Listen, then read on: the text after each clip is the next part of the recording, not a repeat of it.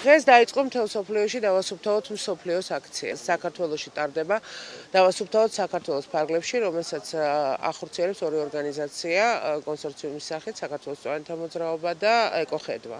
დღეს დღევანდელი აქცია, დღეს რაც მოხდა, რომ შემოგვიერთდა ძალიან საინტერესო ჯგუფი, ოცნების ესე ვთქვათ მხარდამჭერები.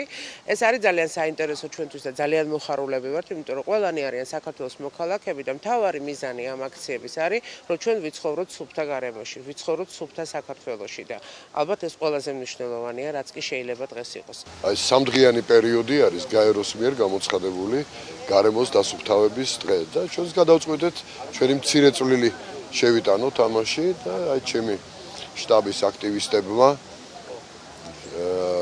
ვიფიქრეთ რომ დაგვესუფთავებინა მდინარე დიღმულას ხეობა.